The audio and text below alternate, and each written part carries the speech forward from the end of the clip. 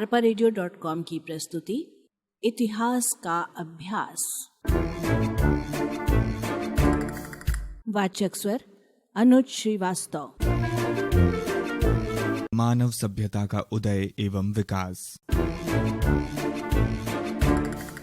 प्रस्तावना।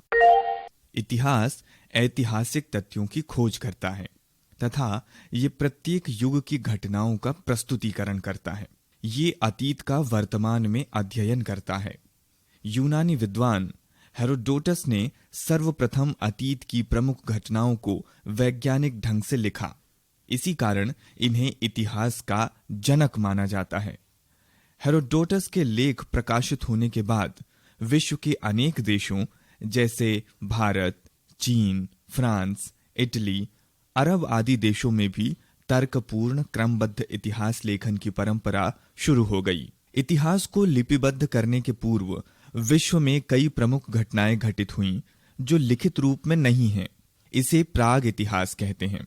भारत में मानव सभ्यता का उदय और उसके विकास के आरंभ की कहानी भी लिपिबद्ध नहीं है, किंतु हमारी सभ्यता और संस्कृति का उदय यहीं से हुआ है। अतः सर्वप्रथम हम इसी विषय का अध्ययन करेंगे। मानव सभ्यता का उदय एवं विकास। प्रागैतिहासिक कालीन मानव का उदय एवं विकास। जब पृथ्वी लगभग 4 अरब 50 करोड़ वर्ष तक सूर्य से अलग होकर ठंडी हुई होगी, तब उपर्युक्त जल, वायु तथा जीवों की पारिस्थितिक परिवर्तन के पश्चात मानवीय आकृति उभर कर आई, जो कि अन्य जीवों से कुछ मामलों में बेहतर प्रजाति रही होगी, जो अन्य जीवों की तरह चल भाग तो नहीं सकती थी, परंतु बुद्धि का उपयोग अन्य जीवों से बेहतर कर रही थी। वो प्रजाति कहलाई मानव प्रजाति। पहाड़ों व महासागरों का इसी तरह निर्माण हुआ। पृथ्वी के धरातल पर हुए परिवर्तनों से जलवायु में भी परिवर्तन हुए, जिससे जीवन का और विकास एवं विस्तार हुआ। इसमें से कुछ परिवर्तन इस प्रकार हैं। मानव का उदय। मानव सभी जीवों में आधुनिकतम, सर्वाधिक विकसित है। मानव का उदय लगभग 20 लाख साल पहले हुआ था। मानव की प्रगति की कहानी के उस भाग को इतिहास कहते हैं, जिसके लिए लिखित विवरण मिलते हैं। किंतु लिखना सीखने के पहले भी मानव इस धरती पर लाखों वर्ष तक रह चुका था। वो अतीत जब मनुष्य ने घटनाओं का कोई लिखित विवरण नहीं रखा था, प्राग इतिहास कहलाता है। उसे हम प्रागैतिहासिक काल भी कहते हैं। मानव की कहानी आज से लगभग 20 लाख वर्ष पूर्व से प्रारंभ होती है। इसी समय के आसपास पेड़ों पर रहने वाले वानरों से आदि मानव विकसित हुआ। वो धरती पर अपने दोनों पैरों पर खड़े होकर चलना सीखने लगा। धीरे धीरे उसमें बुद्धि का विकास हुआ। फिर भी अब से 30-40 हजार वर्ष पहले ही होमोसेपियंस या ज्ञानी मानव इस धरती पर प्रकट हो सके। वर्तमान मानव इसी होमोसेपियंस जाति के हैं। मनुष्य का सीधा खड़ा होना। पेड़ों पर रहने वाले वानर, जो शायद गोरिल्ला, चिंपैंजी और मानव तीनों के पूर्वज थे, लगभग 1 करोड़ वर्ष पहले अस्तित्व में आए। मानव ने धीरे धीरे खड़ा होना, फिर पिछले पैरों से चलना सीखा। ये मानव विकास की सबसे महत्वपूर्ण घटना थी। इससे नई जीवन पद्धति का विकास हुआ। पेड़ों से उतरकर जमीन पर रहने से उसमें शारीरिक परिवर्तन हुए। उनकी कलाई की हड्डियों का विकास हुआ और उन्हें हाथ से वस्तुओं को पकड़ने का अभ्यास हुआ। खड़े होने पर उनके हाथ सामने की वस्तुओं को पकड़ने तथा मजबूत डंडों को हथियारों के रूप में इस्तेमाल करने के लिए स्वतंत्र थे। कालांतर में इनके हाथों में लचीली उंगलियों तथा नमनीय अंगूठों का विकास हुआ। इस नए विकास ने आदि मानव को एक शिल्पी मानव बना दिया। अब वो चीजों को पकड़कर अपनी आंखों के पास लाने में समर्थ हो गया। साथ ही साथ शरीर के अंदर के अवयवों में खड़े होने की स्थिति के अनुकूल कई परिवर्तन हुए। उसके मस्तिष्क का विकास हुआ, जिससे उसे औजार बनाने तथा अंततोगत्वा अन्य पशुओं से ऊपर उठने में बुद्धि का प्रयोग करने में सहायता मिली। मानव की बोलने की शक्ति। ज्ञान के निरंतर संचय तथा संचार से ही मनुष्य सांस्कृतिक प्रगति करता है। बोलने की क्षमता मानव की अद्भुत विशेषता है जो संचार प्रकृति को संभव बनाती है। बोलने की ये क्षमता उच्च बुद्धि की परिचायक होती है जिससे अभिव्यक्ति के लिए विचार उत्पन्न होते हैं। ऐसी ऊंची बुद्धि केवल मानव प्राणियों के पास ही है। औजार निर्माण का संबंध बुद्धि से भी है। इस प्रकार ये एक विशिष्ट मानवीय क्रिया है। लगातार अच्छे, तेज, घातक हथियार व औजार बनाकर मानव ने अपने पर्यावरण व अन्य जीवों पर अपनी श्रेष्ठता स्थापित की। ये औजार उसके शिक्षा उपकरण भी थे। इतिहास के इस युग को भागों में बांटा गया है। पहला पाषाण युग, दूसरा कांस्य युगीन सभ्यता, चीन, मेसोपोटामिया, सिंधु घाटी, तीसरा लौह युगीय सभ्यता या वैदिक सभ्यता। 1.1 पाषाण युग।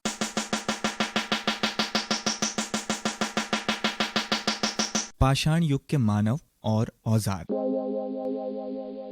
सांस्कृतिक विकास की प्रक्रिया उस समय प्रारंभ हुई जब हमारे मानव पूर्वजों में पाषाण के खुरदुरे औजार बनाने का कौशल आ गया। ये औजार पत्थरों के ऐसे टुकड़ों से मिलते जुलते थे जो प्राकृतिक क्रियाओं से औजार जैसी शक्ल के बन जाते हैं। पूरा पाषाण युग का मानव खुरदुरे औजार काम में लाता था और अपना भोजन इधर उधर से इकट्ठा करता था। पूरा पाषाण युग के औजार 3 मुख्य भागों में आते हैं: कुठार, गणासा और शल्कल औजार। लगता है कि कुठार से किसी वस्तु को काटा जाता था या इसे किसी वस्तु को कुचलने के लिए काम में लाया जाता था। पूरा पाषाण युग के औजार यूरोप, अफ्रीका और एशिया आदि अनेक स्थानों पर पाए गए हैं। उनका आकार सभी जगह एक सा था और वो एक ही ढंग से बनाए गए थे। बाद में औजार हड्डी और हाथी दांत से भी बनाए जाने लगे। औजार बनाने के लिए भी कुछ औजार बनाए गए। ज्ञान की वृद्धि के साथ साथ यांत्रिक युक्तियों का आविष्कार हुआ, जैसे हथियारों के रूप में धनुष तथा भाला फेंकने का अस्त्र। अब पहले से कहीं अधिक शक्तिशाली कटार, गदा की तरह शस्त्रों से लड़ना और धनुष फेंकने वाले अस्त्रों से दूर की वस्तु पर निशाना लगाना संभव हो गया। सामुदायिक जीवन का प्रारंभ। उत्तर पुरा पाषाण युग में मनुष्य का मुख्य व्यवसाय शिकार करना और फल इकट्ठा करना था। इस बात का कोई प्रमाण नहीं मिलता कि इस काल में मानव ने खेती करना प्रारंभ कर दिया था या वह पशु को पालने लगा था।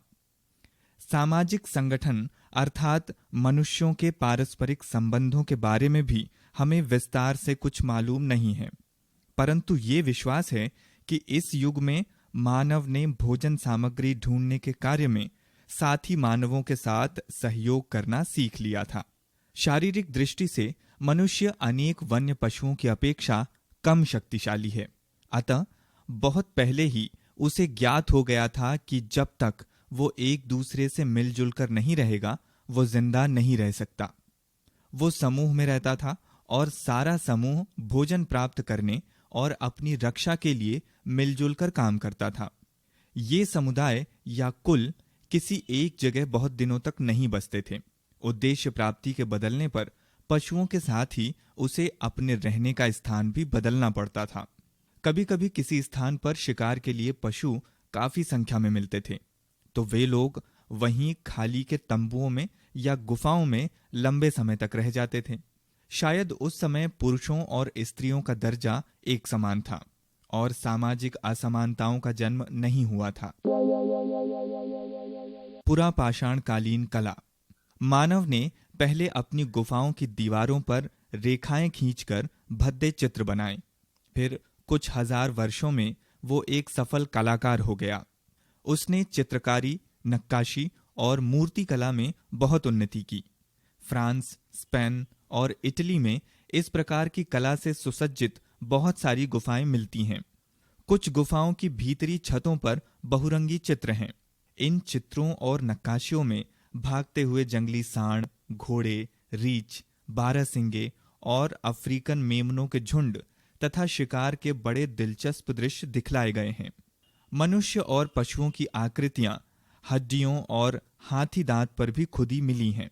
इस प्रकार पुरापाषाणकालीन कला में बहुत उन्नति हुई और आज भी लोग इसकी बहुत प्रशंसा करते हैं। भारत के अनेक स्थानों पर पहाड़ियों की गुफाओं में अनेक चित्र मिले हैं। इनमें से अनेक चित्रों की तिथियां निश्चित करना कठिन है। मध्य प्रदेश के भीमबेटका के चित्र पाषाण युग के समझे जाते हैं। नवपाषाण युग, संक्रांति की अवस्था। मानव ने मध्य पाषाण युग में काफी उन्नति की, जो पूर्व पाषाण युग को नवपाषाण युग से अलग करती है। इस युग में जो क्षेत्र बर्फ से ढके हुए थे, वहां धीरे धीरे घने जंगल उगाए। मनुष्य ने कुत्ते को पालतू बना लिया। कुत्ता उसे शिकार में सहायता देने लगा। मध्य पाषाण युग की विशेषता छोटे औजारों का इस्तेमाल भी है। इन छोटे औजारों को लघु अश्म कहते हैं। इनमें से कुछ का उपयोग भालों के अग्रभाग और कुछ तीरों के अग्रभाग के रूप में होने लगा। मध्य पाषाण युग के मनुष्य बर्फ पर चलने के लिए बिना पहिए की गाड़ी का उपयोग करते थे। कुछ क्षेत्रों में उगने वाली जंगली अनाज की फसल को वे काट लेते थे। कृषि का आरंभ और पशुपालन। भोजन इकट्ठा करने से अनाज उत्पादन में परिवर्तन धीरे धीरे मध्य पाषाण युग के लोगों के प्रयोगों से हुआ। मानव अपने चारों ओर पौधों को स्वाभाविक रूप से उगते हुए देखता था। वो ये समझ गया कि ऐसा होना स्वाभाविक है, अतः प्रतिवर्ष पके हुए अनाज को वो काट लेते थे। उन्हें इस बात का ज्ञान नहीं था कि अनाज को उगाया भी जा सकता है। जब एक स्थान पर भूमि की उर्वरता समाप्त हो जाती अथवा वहां बहुत कम या नहीं के बराबर उत्पादन होता, तब वो नए स्थान चला जाता जहां अनाज उगता था। जिस मनुष्य ने बीज से पहले पहले पौधे उगाने की कोशिश की, उसे पहला महान वैज्ञानिक माना जा सकता है। मानव ने भोजन के लिए अन्न प्राप्त करने का विश्वसनीय ढंग निकाल लिया। इस बात को दिखलाने के प्रमाण हैं कि सबसे पहले कृषि कार्य थाईलैंड, अरब तथा ईरान के मरुस्थलों की सीमाओं पर ऐसी घाटियों से प्रारंभ हुआ जहां पानी की कमी नहीं थी। उन्हें घनाकार उपजाऊ प्रदेश कहते हैं। घनाकार उपजाऊ प्रदेश भेड़ों, बकरियों, सूअरों तथा मवेशियों का मूल स्थान है, जहां गेहूं और जौ जंगली घास की भांति उगते थे। पश्चिमी एशिया फिलिस्तीन में भी मानव ने मध्य पाषाण युग की संस्कृति का बहुत विकास किया था। फिलिस्तीन के जेरिको के उत्खनन में पुरापाषाण काल के अवशेषों के ऊपर 3 संस्कृतियों की परतें मिली हैं। वे बसे हुए ग्राम जीवन के बाद के विकास को दिखाती हैं। इन अवशेषों में अच्छे ढंग की बनी झोपड़ियां थीं।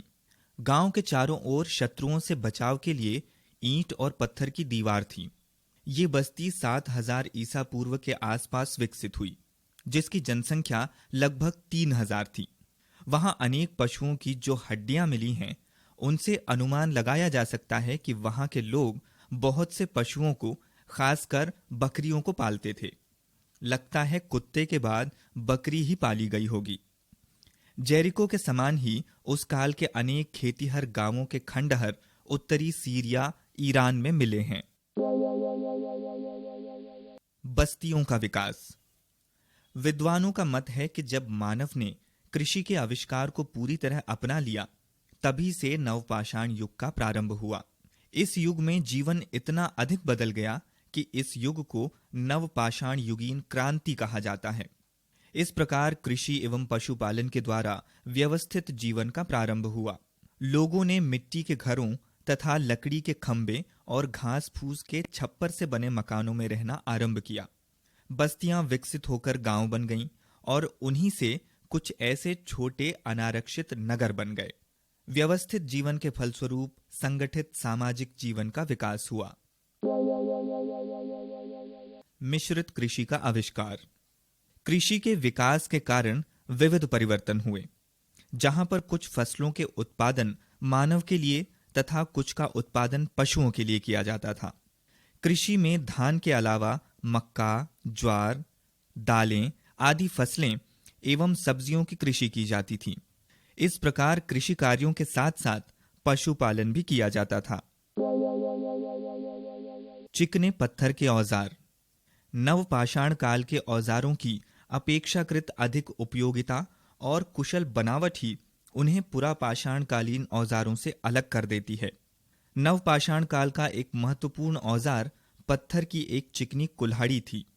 ये कुल्हाड़ी बढ़िया दानेदार पत्थर के टुकड़ों से बनी होती थी। उसके एक सिरे को गढ़ा जाता था और चिकना बनाया जाता था, जिससे काटने वाला किनारा तेज हो जाए। डंडे को एक सिरे में लगाकर उसको कुल्हाड़ी के रूप में काम लाया जा सकता था। नवपाषाण काल का दूसरा महत्वपूर्ण औजार था हंसिया। लकड़ी के हत्थे में पत्थर के पतले टुकड़ों के फलक लगाकर ये औजार बनाया जाता था। इसका इस्तेमाल फसल को काटने और इकट्ठा करने में किया जाता था। लड़ाई और शिकार के हथियारों में काफी उन्नति हुई। इस काल में धनुष और बाण काम में लाए जाते थे, किंतु बाणों की नोक अब पहले की अपेक्षा अधिक पैनी बनाई जाने लगी। कुछ स्थानों पर मनुष्य गुलेल जैसे नए हथियार का उपयोग करने लगा। नवपाषाण कालीन मानव सुई तथा कांटेदार बर्छी जैसे औजार जानवरों की हड्डी तथा सींगों से बनाने लगा। मिट्टी के बर्तनों का आविष्कार। भोजन को रखने तथा पकाने के लिए बर्तनों की आवश्यकता हुई, जिनमें अनाज तथा द्रव पदार्थ रखे जा सकें और आग पर चढ़ाए जा सकें। नवपाषाण काल के प्रारंभ में सीकों और टहनियों से बनी टोकरियां फल तथा सूखी वस्तुओं को रखने के काम आती थीं। द्रव पदार्थ रखने के लिए उन्हें मिट्टी से पोत दिया जाता था। नवपाषाण कालीन मानव ने गोल पट्टियों और रेशों की रस्सियां बनाना सरलता से सीख लिया। उन लोगों ने जल्दी ही अपने मिट्टी के बर्तनों को बहुत तेज आग में पकाना सीख लिया। इसके बाद बर्तन सख्त हो जाते थे और उन पर पानी का कोई असर नहीं पड़ता था। मिट्टी के बर्तनों का आविष्कार नवपाषाण कालीन संस्कृति की विशेषता है। कातने तथा बुनने की कला का प्रारंभ। पश्चिमी एशिया में नवपाषाण युग के सबसे प्राचीन गांवों के जो अवशेष मिले हैं, उनसे हमें कपड़ा उद्योग के आरंभ की कहानी मालूम होती है। इस काल में खाल और पत्तों से बने वस्त्रों के स्थान पर सब रुई और ऊन के बने हुए कपड़े पहनने लगे। 3000 ईसा पूर्व के कुछ ही समय बाद सिंधु घाटी में कपास उगाई जाने लगी।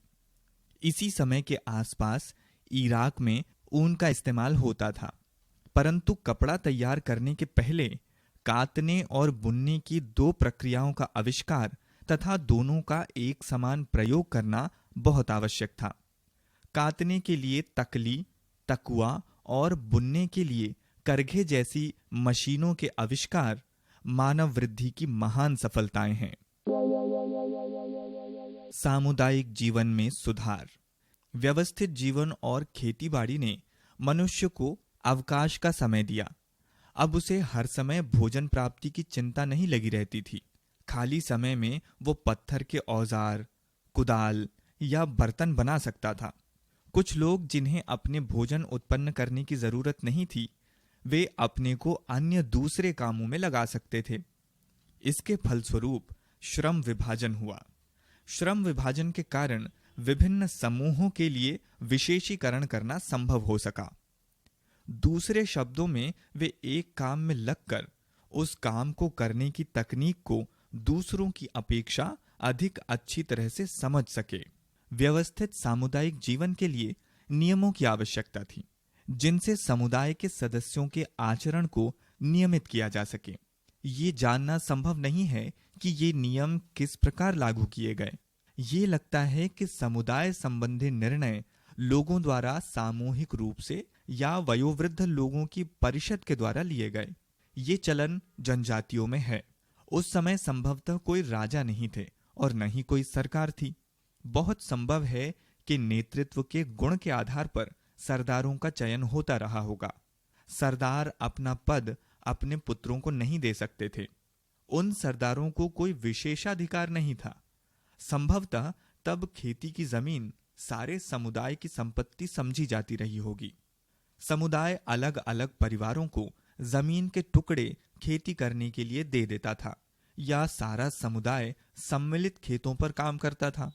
ये संभव है कि धीरे धीरे अलग अलग परिवार अलग अलग भूमि खंडों के स्वामी हो गए और जमीन सारे समुदाय की संपत्ति नहीं रही।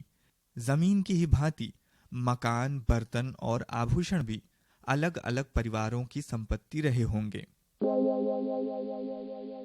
नवपाषाण कालीन लोगों के धार्मिक विश्वास। मृत व्यक्तियों को दफनाने के ढंग से नवपाषाण कालीन लोगों के धार्मिक विश्वासों के विषय में कुछ जानकारी मिलती है। मृत व्यक्तियों को हथियार, मिट्टी के बर्तन तथा खाने पीने की चीजों के साथ कब्रों में दफनाया जाता था। विश्वास किया जाता था कि मरने के बाद भी व्यक्तियों को इन सारी वस्तुओं की जरूरत पड़ेगी। पुरापाषाण काल की भी ऐसी कब्रें मिली हैं। संभवतः नवपाषाण काल में कब्रों का महत्व पहले की अपेक्षा कुछ अधिक हो गया। धरती से अब सारे समुदाय को भोजन मिलता था। उस काल में लोगों की धारणा थी कि जिन मृत पूर्वजों के शव जमीन के नीचे गड़े हैं, उनकी आशाएं फसलों के बढ़ने में सहायक हैं। इस बात के भी प्रमाण मिलते हैं कि इन लोगों का कुल चिन्हों में विश्वास था। कोई जाति या समुदाय, साथ साथ में रहने वाले लोग, कोई समूह यदि किसी पशु या पौधे की आकृति को अपनी जाति या समूह का चिन्ह मान लेता है, तो उसे उस जाति का समूह या कुल चिन्ह कहा जाता है। प्राचीन काल में लोगों का विश्वास था कि पशुओं और मनुष्यों के पूर्वज एक ही थे और पशु भी मनुष्यों के मित्र या रिश्तेदार थे, क्योंकि वे उसे भोजन देते थे। जब मनुष्यों ने खेती करना आरंभ कर दिया, तब भी उनका जीवन पूरी तरह सुरक्षित नहीं था। उन्हें हमेशा इस बात का डर लगा रहता कि कोई बड़ी विपत्ति फसलों, पालतू पशुओं या शिकार के पशुओं को नष्ट न कर दे। असुरक्षा की इन स्थितियों और प्रकृति की प्रक्रिया को समझने में मानव की असमर्थता के कारण इस धारणा का जन्म हुआ कि समुदाय का कल्याण किसी पशु विशेष के कल्याण के साथ बंधा हुआ है या उसके ऊपर पूर्णतया निर्भर है। इस प्रकार की धारणाएं पेड़ों और पौधों के बारे में भी बन गईं। मनुष्यों ने अपने पूर्वजों और रक्षकों के प्रतीक के रूप में कुछ पशुओं को अपना कुल चिन्ह बना लिया। संसार के अनेक भागों में कई नवपाषाण कालीन बस्तियों में स्त्रियों की मिट्टी से बनी छोटी मूर्तियां मिली हैं, जिन्हें मातृदेवी कहा जाता था। जब मनुष्य जमीन पर खेती करने लगा, तब पृथ्वी माता हो गई और छोटी मूर्तियों की वो इस विश्वास से पूजा करने लगा कि इससे जमीन की उर्वरता में वृद्धि होगी। पुरापाषाण कालीन गुफाओं पर अंकित चित्रकला की तरह नवपाषाण कालीन संगीत और नृत्य कला भी मानव की आशाओं और आशंकाओं से संबंधित है। पहिए का आविष्कार। शायद इसी काल के आसपास मनुष्य ने पहिए का आविष्कार किया होगा, जिसके परिणाम स्वरूप एक प्राविधिक क्रांति हो गई, यानी तकनीकी क्रांति। आज हम इस बात की कल्पना भी नहीं कर सकते कि पहिए के बिना हमारा काम कैसे चल सकता है। इस आविष्कार के उपयोगी बनने से पहले इसके विकास के अनेक चरण रहे होंगे। अंतिम चरण उन्नत बढ़ईगिरी का एक फल रहा होगा। ये धातुओं की खोज और प्रयोग द्वारा ही संभव हो पाया। ऐसा प्रतीत होता है कि मनुष्य ने सबसे पहले पहिए का प्रयोग मिट्टी के बर्तन बनाने में किया। कुम्हार के चाक ने मिट्टी के बर्तन बनाने की कला को एक शिल्प का रूप दे दिया। पहिए की स्लेज गाड़ियों का प्रयोग तो मानव पहले से ही जानता था। पहिए वाली गाड़ी के द्वारा सामान को एक स्थान से दूसरे स्थान पर ले जाना बहुत सरल हो गया। जल्द ही ऐसी गाड़ियों को खींचने के लिए पशु काम में लाए जाने लगे। फसलों की कटाई एवं परिवहन में पहिए का उपयोग बहुत पहले से ही होने लगा था। पुरातत्व क्या है? चिर अतीत में रहने वाले हमारे पूर्वजों के दैनिक जीवन और उनके व्यवसायों पर रोशनी डालने के लिए टीलों और खंडहरों के रूप में पुराने स्थानों की खुदाई को और पुरातन वस्तुओं के अध्ययन को विद्वानों ने एक विज्ञान का रूप दिया है। उसे पुरातत्व विज्ञान कहते हैं। ये आधुनिक पुरातत्वविदों की देन है। इसने हमें लाखों वर्षों की मानव प्रगति से परिचित कराया है। उत्खनन से अनेक वस्तुएं प्राप्त हुई हैं। इनमें औजार, हथियार, स्मारक और अवशेष, प्राचीन जनगणों की कलाकृतियां और उनके जीवन यापन की व्यवस्था शामिल है। संक्षिप्त में, पुरातत्वविदों ने इतिहासकारों को एक संपूर्ण सामाजिक और सांस्कृतिक इतिहास को जानने के लिए पर्याप्त सामग्री दी है। पुरातत्व की कार्य प्रणाली। समय बीतने के साथ ही वे अनेक वस्तुएं खराब या नष्ट हो गई हैं, जिनसे हमें प्राचीन मानव की संस्कृतियों को समझने में सहायता मिलती। मगर कतिपय कारक इन चीजों को सुरक्षित रखने में सहायता देते हैं, अन्यथा ये थोड़े समय में नष्ट हो जाती। उदाहरण के लिए, मिट्टी की शुष्क जलवायु में विशाल पिरामिडों के अंदर लकड़ी के फर्नीचर, यहां तक कि घास की चटाइयां तथा बारीक कपड़े भी पूरी तरह ठीक ठीक मिले हैं। मरुभूमि के एक अनाज के गोदाम में गेहूं और जौ के दाने के ऊपर छिलके और बालियों सहित सर्वथा अच्छी हालत में मिले हैं। ज्वालामुखी फूटने के कारण रोम का एक प्राचीन नगर पापेई नीचे दब गया, मगर एक नानबाई की दुकान में रोटी सुरक्षित रही। पुरातत्वविद अपनी गैंती और कुदाल की सहायता से बड़ी सावधानी से खुदाई करता है।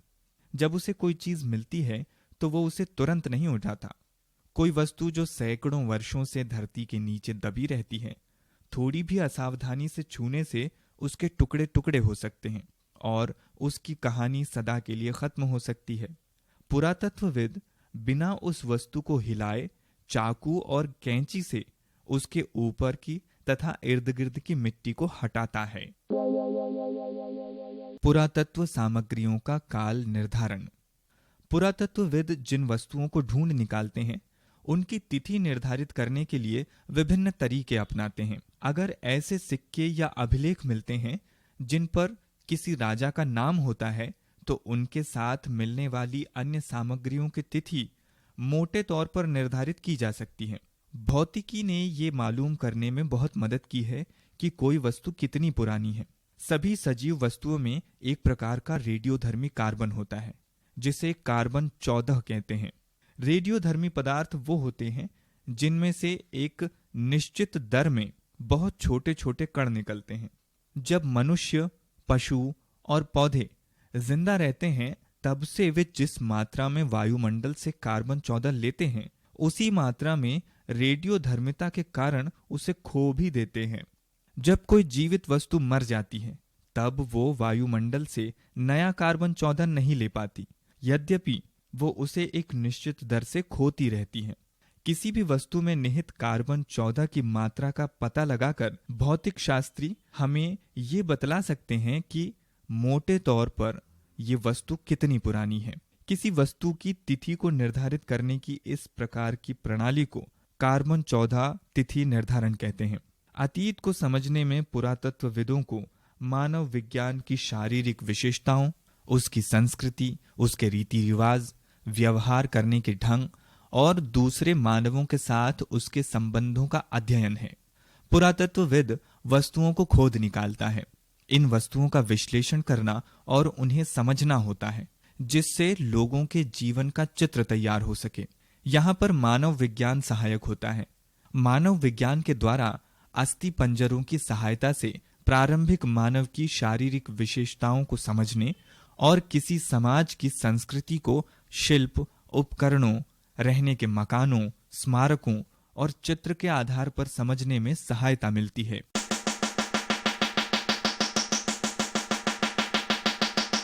स्मरणीय बिंदु। मानव के विकास का वो समय जब वो पढ़ना व लिखना नहीं जानता था, प्राग इतिहास काल कहलाता है।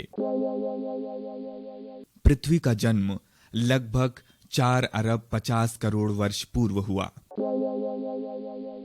पृथ्वी के धरातल पर हुए परिवर्तनों से जलवायु में परिवर्तन हुए, जिससे जीवन का विकास और विस्तार हुआ।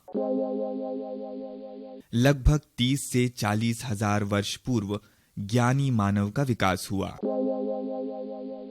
लगभग 40,000 से 10,000 ईसा पूर्व तक का समय पुरा पाषाण युग कहलाता है। लगभग 10,000 से 8,000 ईसा पूर्व तक का समय मध्य पाषाण युग कहलाता है। पहला पालतू पशु कुत्ता था। कृषि का आरंभ नव पाषाण युग की सबसे महत्वपूर्ण उपलब्धि थी। 8,000 से 4,000 ईसा पूर्व तक का समय नव पाषाण युग का था। सबसे पहले खेती करने वाले लोग फिलिस्तीनी थे। कार्बन डेटिंग पद्धति किसी वस्तु में कार्बन की मात्रा से वस्तु की प्राचीनता का पता चलता है।